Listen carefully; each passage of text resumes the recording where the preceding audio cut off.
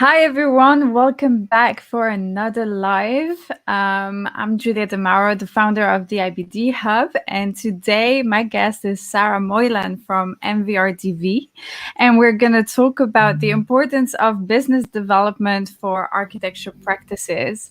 And I would love for you to participate. So if you have any questions for us, just put them in the comments. We'll read them out as we go. And hi, Sarah. Welcome. Thank you. Thank you so much for joining and sharing your experience as a business developer. You're the head of the business development team for MVRDV. So would you like to introduce yourself a little bit for the audience? Sure thing. Happy to be here. Thank you for the invitation.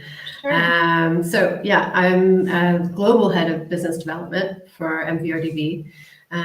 We have we have our home office and 3 satellite offices. So I oversee and contribute to the strategy of our acquisition process for new projects.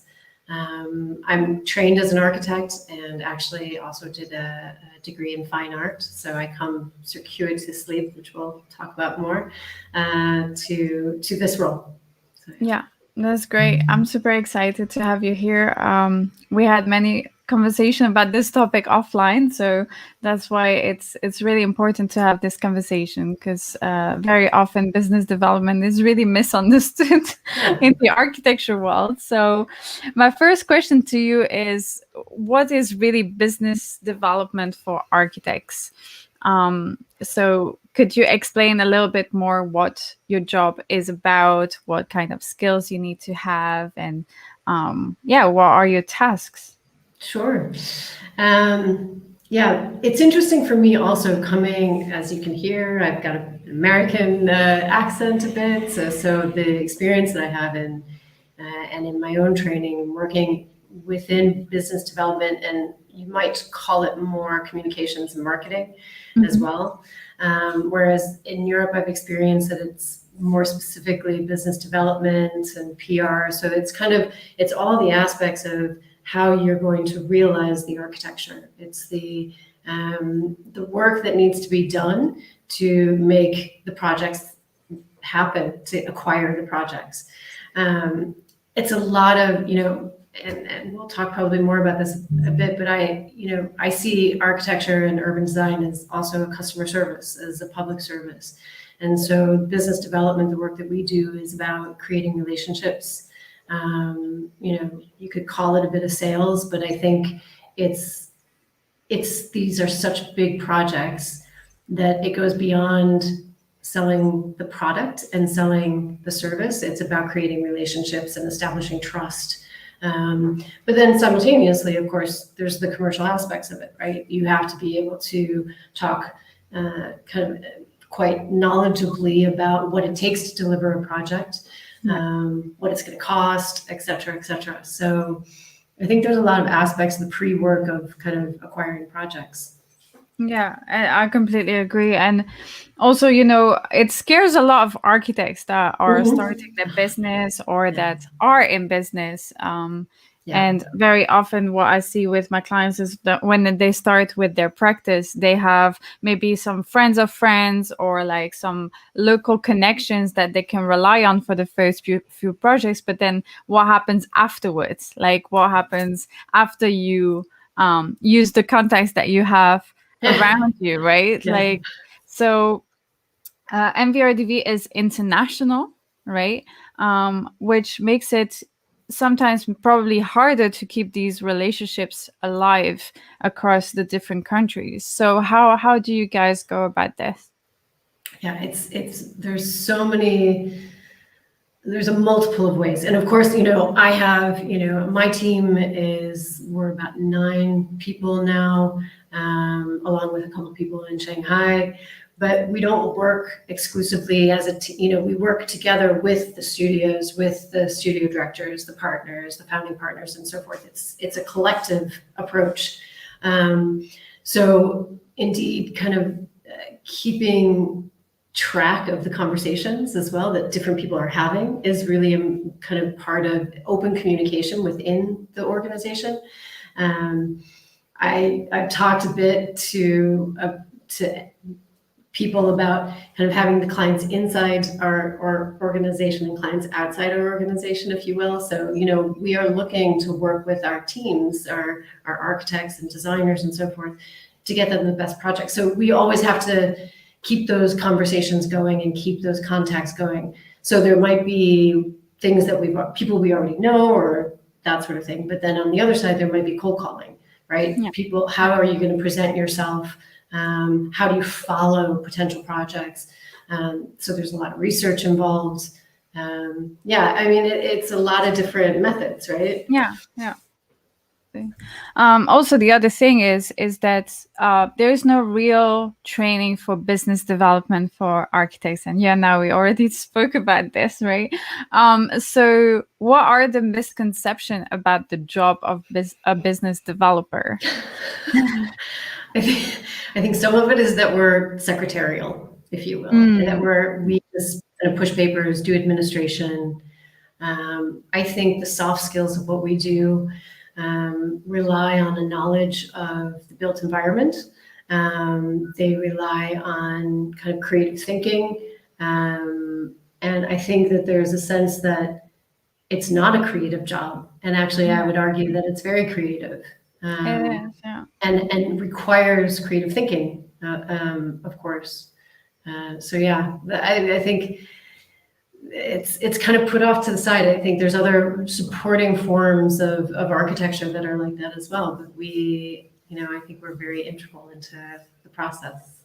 Yeah, like I remember when I switched from being an architect to business developer, a lot of my friends that were architects were like, but do you not miss the creativity part? And I was like, I've never been so creative in my whole life. Yeah. Actually, because you have to come up with options and you have to come up with relationships. It's also about storytelling. How do you tell a story about the company, about the project? There is so many dimensions to it. It's diplomatic work, right? I mean, you have to, there's a diplomacy involved, and with that comes negotiation skills and, thinking about who are the best people positioned, how are you going to form your team, how do we deliver this in the best way? I think it's really, and thinking about how different projects have been delivered before. So I think it is really, you have to have a broad knowledge. And you're working quickly as well, right? You're not, it is very different than working on an architectural project or even a smaller architectural project or so. But we work on so many opportunities throughout the year, and so you have to shift gears quite quickly.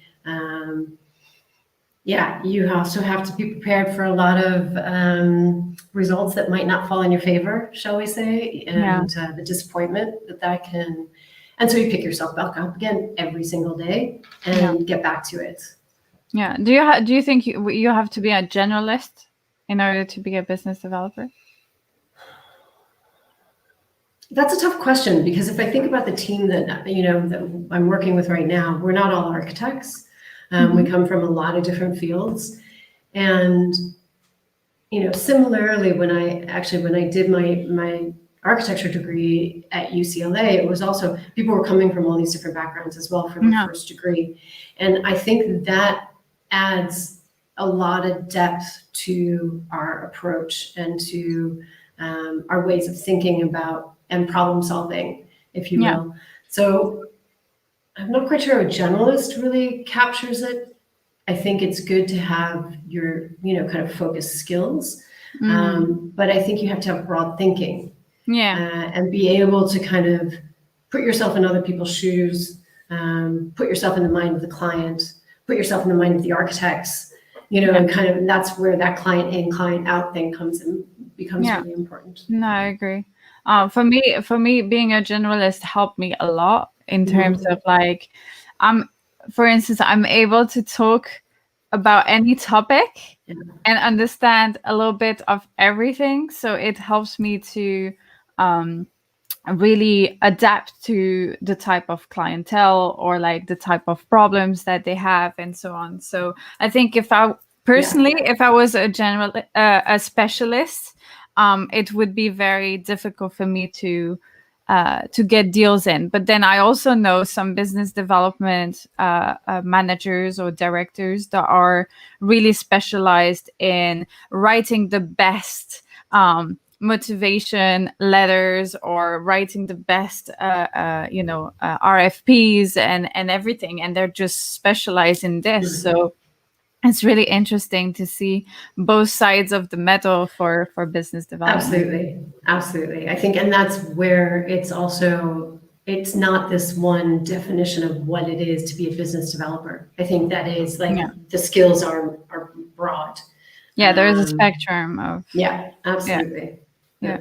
But it's super interesting because actually business development is like a brand new job if you think about it, because back in the days, we talk about like 10 years ago probably, architecture practices, even the biggest ones in the world, were still kind of national or like local. They had projects like nearby, right? So it was easy to cover the business development side of things with the partners and the founders and, people that were already in the team. But now that companies start going abroad and internationally, you need some people to help out to create these connections and be everywhere in the world in order to trigger opportunities. Consistency as well. Yeah. Consistency of message, consistency of brand, of identity. I think what, and also the truth of the matter is that the architects, designers, and so forth are doing business development, even though they don't maybe ever talk about it that way. But we can be focused, we can be dedicated, we can be, on call to, jump onto anything that is needed. And that's how quick we're going through projects as well. Sure. Yeah. That's very true. But I think it's very interesting because you can then adapt to the type of clients better, because you have people from all over especially Mvrdv, you have people from all over the world. So each of you can add something also to understand the culture of the client and their expectations. Yeah, I mean, if you think about it for us, just on our home markets alone, it's China, Netherlands, of course, France, and Germany. So already we need people who are fluent in those languages. Yeah. And so how do we also learn across different geographies, regions, and so forth for ourselves? And so we've been working to try to share those experiences as well. So, if we're working on a French acquisition, try to have more people who also might speak the language or who can support in some way. So it's ways of not isolating the work or the opportunity or the approach as well. Yeah, because otherwise you lose the vision of the company if the story is told in different ways in different countries. Exactly. And what can we learn from each other from that too? I think that's really interesting. Yeah, that's super important. I agree. Guys, if you have any questions, again, please comment and we will take them every time that you write them down. Right. So what has been your journey that led you to become business developer in the architecture world? I'm sure this is a fascinating story. Yeah, and I think about my trajectory in my professional life and before, and it's a long story to some extent, and it comes from many different experiences, but. I mean, my first degree was in fine art, doing photography and printmaking and large scale installation. I've also lived in several places around the world. So from Wisconsin originally, doing my undergraduate degree in Washington, D.C., living in Ireland, living in London. But from DC, I went to Ireland after getting my BFA and was managing a restaurant. And at that stage, had a conversation. It was a new restaurant that was being designed by a young architect. And I remember having a great conversation with him because in working in the restaurant was beautiful, but in working in the restaurant it was there were some challenges, shall I say. And I was kind of thinking, hey, from a worker's perspective, this isn't feeling right, and that was kind of leading me into thinking about going into architecture, which I eventually did, went to UCLA and did a master's in architecture. And then I've worked in several different firms, kind of moving from being a designer to studio managing to project management to being the project architect, and from my first job, which was just myself and the woman who was running the firm, Sarah Walker, I learned a lot, and then kept taking that forward to each job that I was doing. At some stage, decided to move to the Netherlands. I was in New York after working for a couple of firms there as an architect, and then found myself after a stint at OMA as a senior architect, working for Starbucks. And Starbucks, I started off as a designer, and then moved into the real estate development team. And that took me, all of these together sort of took me through different aspects of what it was to deliver projects, to get projects in, to think about the commercial aspects of the projects. And when Starbucks closed its headquarters in Amsterdam, I started looking for my next new opportunity, and this came up at Mvrdv. And though it hasn't been, so I haven't followed a kind of a business development exact route. Doing this work is exactly what I've been doing, kind of in different forms for 20 plus years or so. So but it's great. I think there is no right path for a business developer. I haven't actually met anybody that has done, a normal path, because there's not really a training for it, right? So my story is quite similar. I also traveled all over the world. And while I was studying architecture, I was also a PR manager for a nightclub, right? And we were doing like international nights for students, and on there I learned how to talk to clients and get them to book tables and do the marketing part and the promoting part. And then when I finished architecture, I briefly started teaching at Manchester University, and then I got hired at Mvrdv, so I also moved to the Netherlands for that reason. And then at Mvrdv, I also touched upon project leading for the French department, and I was used almost as a connector between the client and the internal team. And then I moved to Powerhouse and Ekte Hoogset, where slowly it became evident to me that business development was going to be the right title to bring in all the skills that I could provide, right? Because I was never the type to be behind the computer and change like the windows or the doors, because I'm not a specialist again, you know. So it's really crazy how in the end, like, you become a business developer overnight without really like having a very specific path or specific degree to do that. So, and I know a lot of people that, especially students that are currently like working in Master of Architecture, and that feel like maybe that's not really the right fit. And I would definitely encourage these people to investigate whether business development can be a good thing as well, because they like the leading part and the connections with people. Exactly. But they don't really know. They don't know how to label it sometimes, Yeah. right? I mean, if I think about why I got into architecture, it was because I really felt that there could be an impact in our social lives through the built environment. Yeah. But simultaneously, I was working in restaurants, and I loved that work. Actually, I'm a huge, I love to eat, I love to drink, I love that experience. And so I really enjoyed sharing that with people who would come into the restaurant and would be enthusiastic about, like, oh, you should try this and that.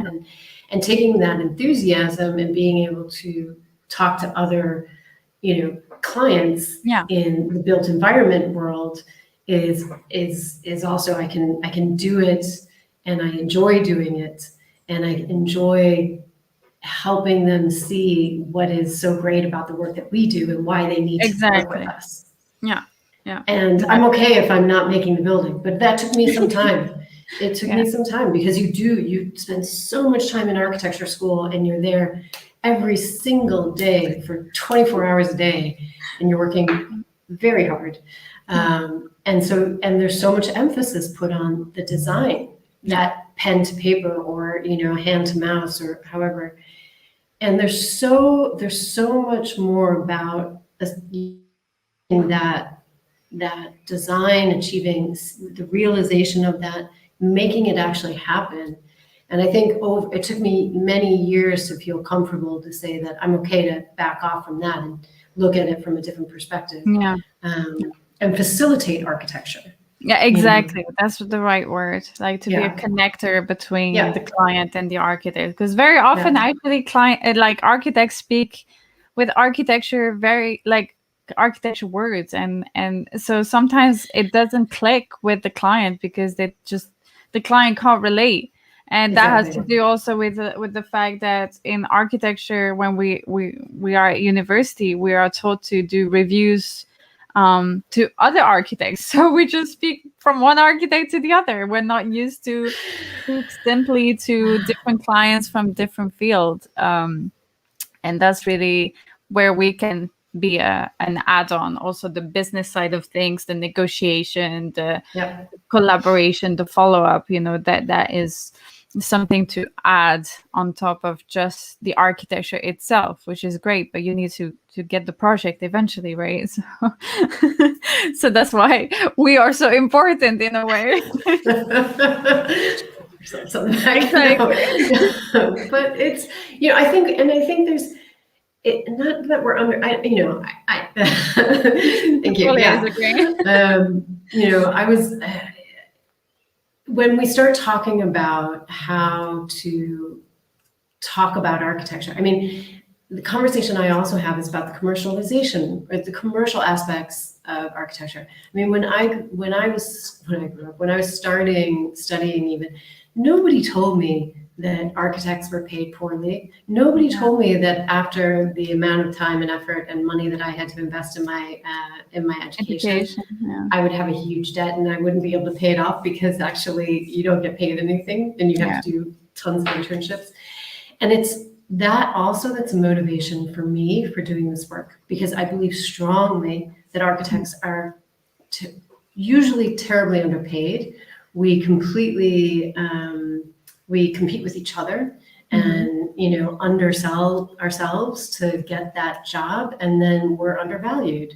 And our work is so critical to what is our world, and we should be valued for that. And so that is one of the things that I really feel strongly about and want to promote, shall we say, and encourage.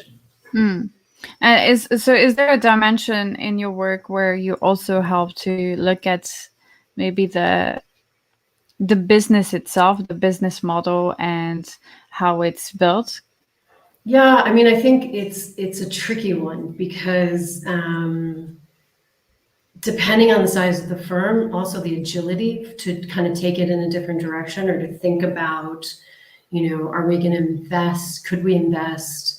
And then see returns on that investment through the sales of something. I think that model is more apt for maybe a different type of firm. Let's put it that way. But I think that there are models, and I mean, design build has been talked about a lot and so forth. And I think you can be creative in how you think about your fees and, how to talk with a client potential. Maybe we can do it this way or that way or so forth. But I think we're also always trying to push that boundary a bit too, and play with delivery. But ultimately, it's I remember back in New York, it was the early 2000s, and watching, what was standard for architects to get like 10%, just on the construction costs, for example, for the fees, just slowly start to go down. It was like somebody was going to come in at 8%, so then the next person was coming down at 6%. Yeah. And it's just tough. It's terrible. I mean, we have talked about business models before in the live for architects, and one of the things that came up was the fact that architects are taking a percentage of the construction cost, but what if they were taking a percentage of the value of the building once it's delivered, right? Exactly. Wouldn't that make more sense, guys? But then we made an inquiry to know, okay, how many architects would take the risk to have a lower fee throughout the phases, but then get shares of the building or get, an incentive on when the apartments, for instance, or the building is sold, right? Right. And 90% of the architects said it's too risky, I'm not doing it. Yeah. So it's the mentality, the business mentality is yet not there, I feel. Yeah. Because instead of seeing it as an opportunity, they just stick to business as usual in some cases. And they're so passionate about their design that, they prefer to get the building out and be rewarded for the building itself than thinking about opportunities of, business opportunities in a way, right?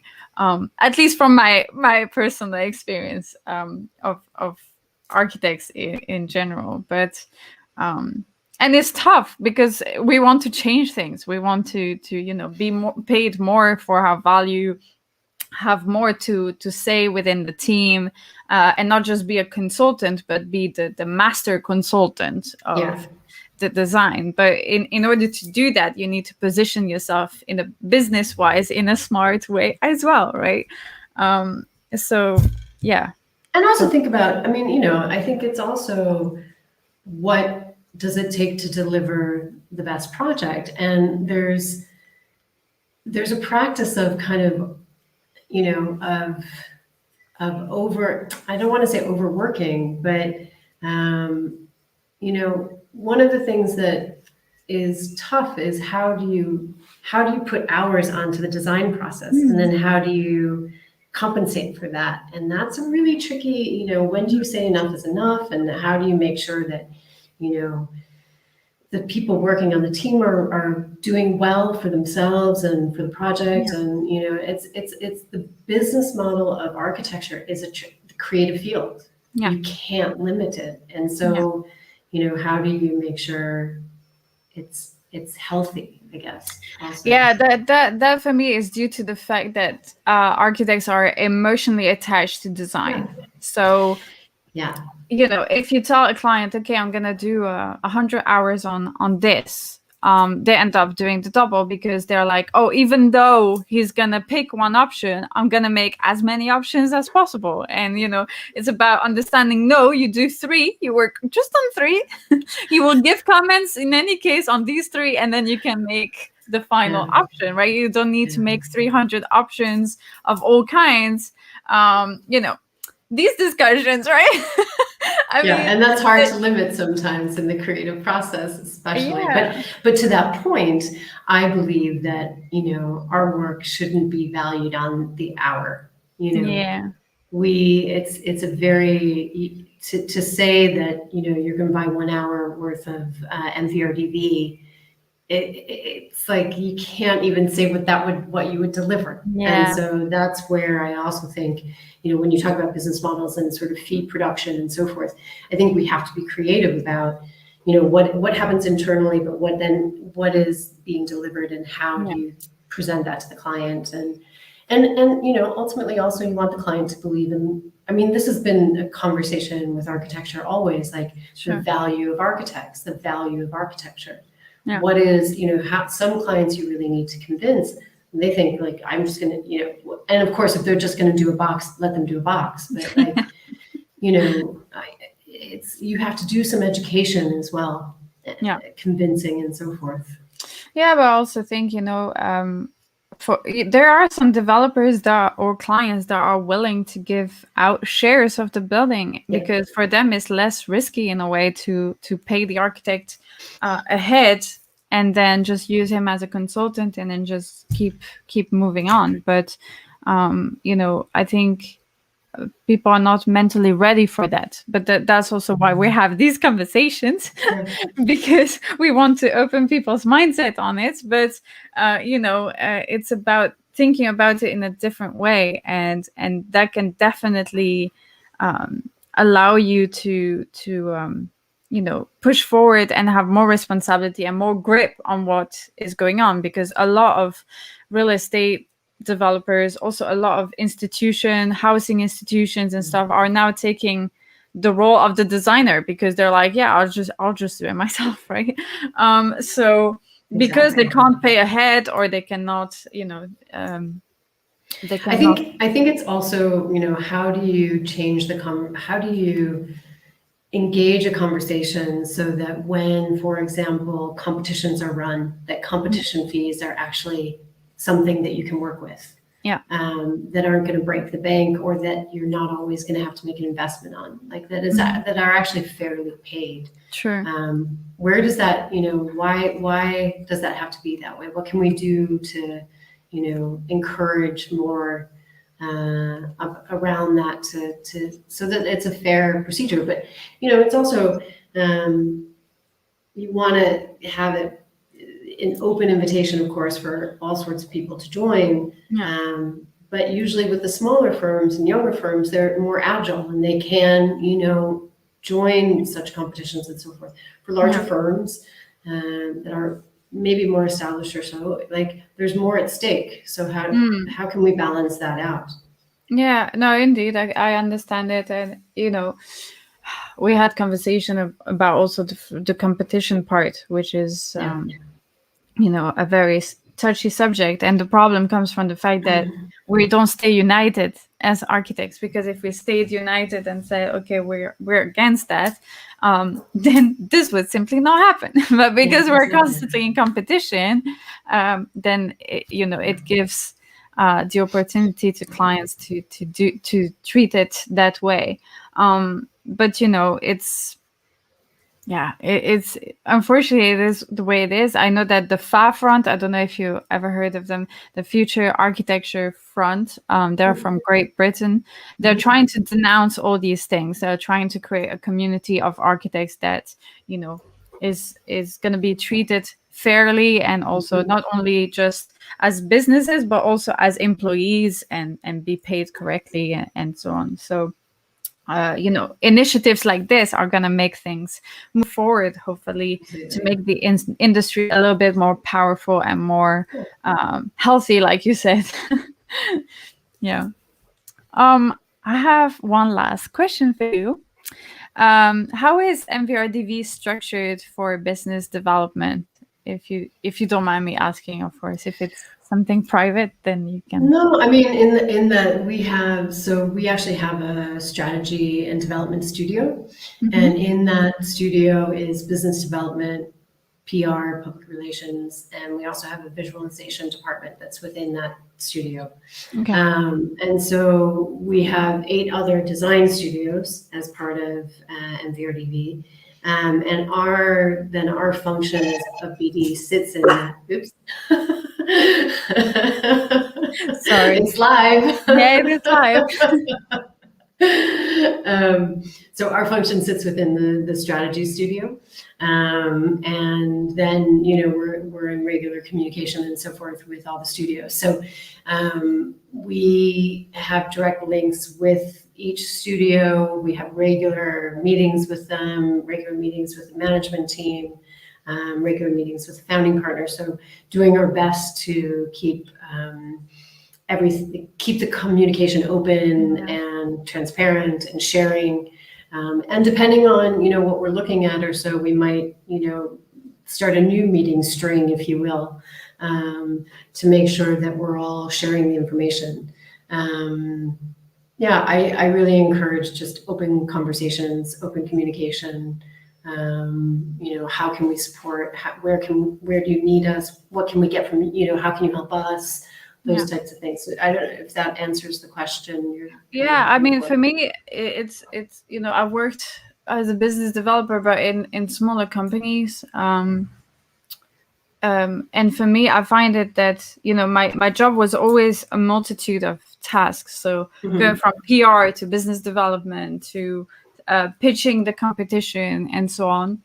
So how do you make sure that, there is kind of an umbrella that makes sure that everything is aligned in a way? Yeah, because we're the ones who are at the front end, if you will, of, the first contact with the client. Many times, not always. I mean, that sometimes is coming directly from other folks in the office or so. But if we're following a project and it's maybe, or even a public tender or whatever it is, if we're following a project, we have a lot of information, and we want to make sure that that information and that communication has been fully transferred over to the studios as well. So it's bringing studios on at an early stage, bringing, and sharing the leads and being open about what we're looking at. And we're doing more around sharing, kind of reports, or if you will, communications on what it is we're looking at. So every week we'll share that list.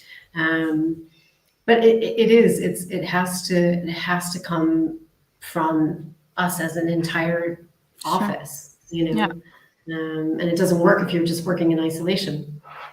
Yeah, indeed, it must be quite challenging every day to keep track of the story of each project across all departments, whether it's PR, the way that they advertise it, or business development, the way you pitch it. And, there is so many things. It's identity content as well, right? I mean, it's like, how are you telling that story? So, our collateral, if you will, so our portfolio, our pitch documents and so forth.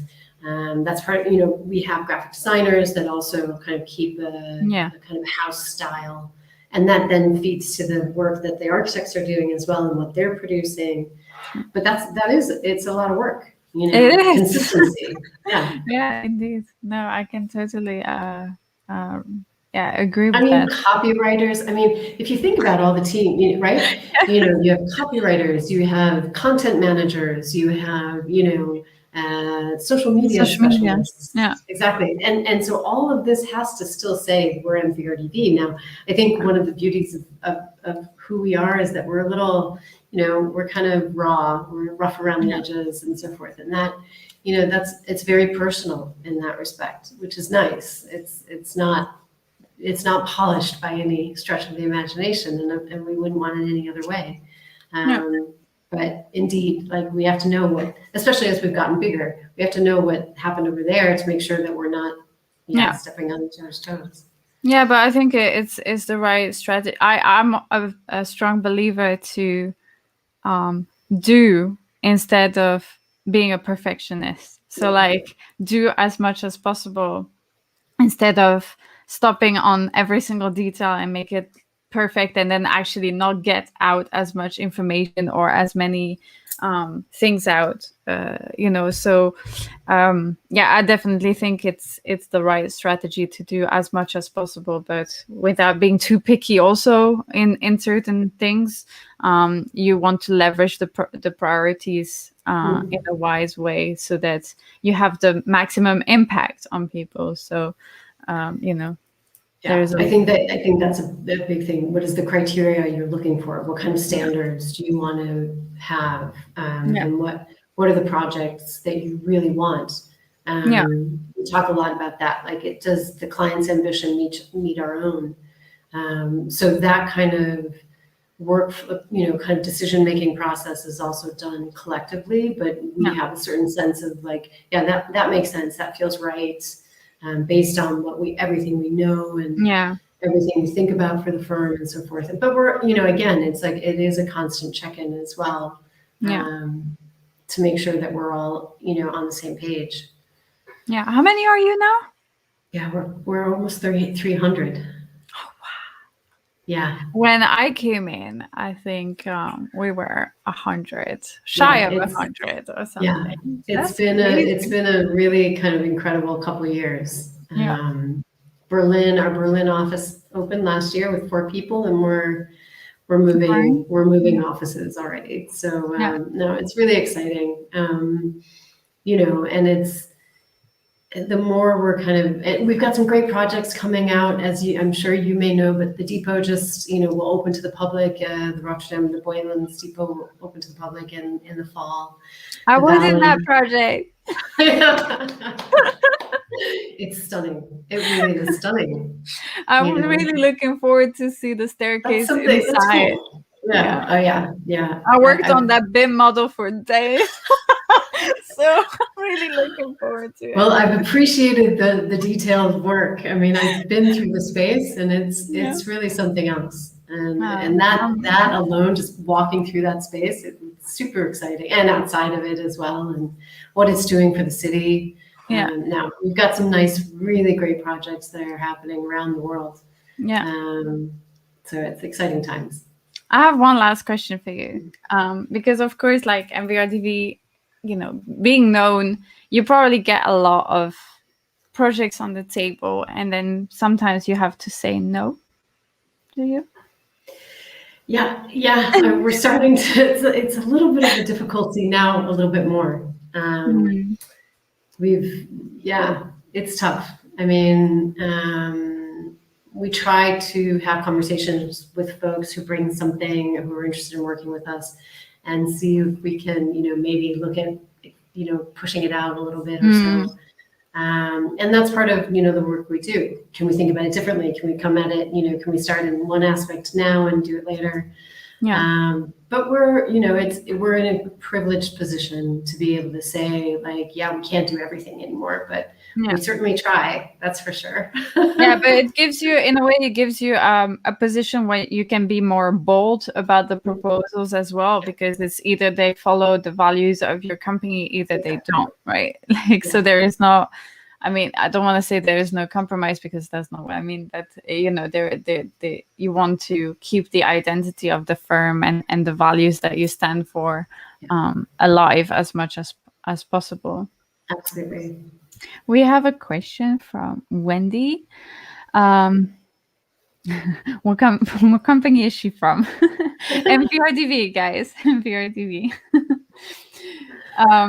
So thank you so much, Sarah, for being here. I really appreciate it. I loved our conversation, because this is a first on business development. And nice. I thought you're the perfect person to speak about this. So I'm very happy to have you here today. I hope you enjoyed it as well. I do. I mean, it's great talking with you, first of all, but also I like talking about the work, because I think it is something different. As you said, it's a different path also for people who are in architecture and so forth. And I'm happy to be chatting. Yeah. And where can people find you? Where can they connect? Yeah, LinkedIn is a great place to find me. Also, you can learn more about the work that we do, because I try to post often and share more. So that's a good place to reach me. Yeah, great. And we'll see you hopefully at the MIPIM as well. I'm trying to encourage people to go. So we will be there. We're starting to create our lists and make some invitations for doing some meetings. So a couple of people from my team will be joining me So I can't wait to see you in person. Yeah, me too. Me too. How cool is that? Yeah, looking forward to it. So thank you, Sarah. And thank you, everyone that has tuned in. And we see you next week for some more adventures. Thank you very much.